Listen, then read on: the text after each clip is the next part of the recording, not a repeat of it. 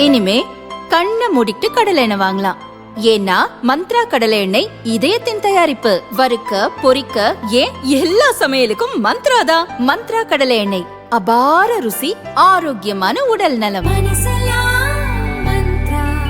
Germany தலைநகர் பெர்லினுக்கு சென்ற ராணுவ அமைச்சர் ராஜ்நாத் சிங் இந்திய தூதரகத்தில் நடைபெற்ற நிகழ்ச்சியில் புலம்பெயர்ந்த இந்தியர்கள் மத்தியில் உரையாற்றினார். அவர் கூறும்போது, இந்தியாவின் வரலாற்றை பார்த்தால் இதுவரை எந்த நாட்டையும் முதலில் தாக்கியதில்லை. சக்தி வாய்ந்தவர்கள் யாரையும் தாக்குவதில்லை.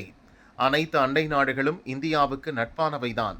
ஒன்று மட்டும்தான் தொல்லை தருகிறது. அந்த அண்டை நாடு பிரச்சனை உருவாக்க முயன்றால் அப்புறம் ... என கூறி பாகிஸ்தானை மறைமுகமாக எச்சரித்த ராஜ்நாத் சிங் விளைவுகள் என்னவாக இருக்கும் என்பதை எதிரிகளை யூகிக்க விட்டுவிட்டார். இந்தியாவின் இராணுவ பலம் முன்பை விட வலுப்பெற்று இருக்கிறது.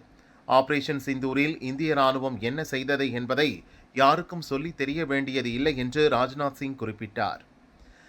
சமீபத்தில் பாகிஸ்தான் ராணுவ அமைச்சர் கவாஜா எதிர்காலத்தில் இந்தியா தவறு செய்தால் கொல்கத்தா வரை தாக்குதல் நடத்துவோம் என்று கூறியிருந்த நிலையில், பாகிஸ்தான் வாலாட்டினால் பிறகு நடப்பதற்கு நாங்கள் பொறுப்பல்ல என்ற ரீதியில் ராஜ்நாத் சிங் தற்போது பதிலடி கொடுத்திருக்கிறார்.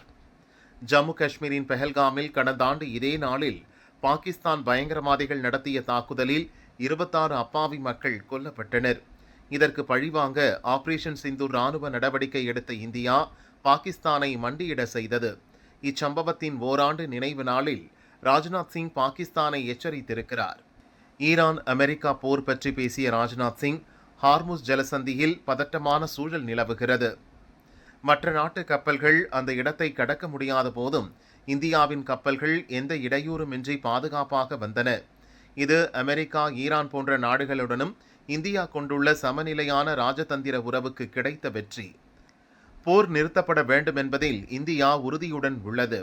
ரஷ்யா, உக்ரைன், அமெரிக்கா, ஈரான் தலைவர்களுடன் பிரதமர் மோடி பேசி வருகிறார். உலக அமைதிக்கு இந்தியா முயற்சித்து வருகிறது என ராஜ்நாத் சிங் குறிப்பிட்டார்.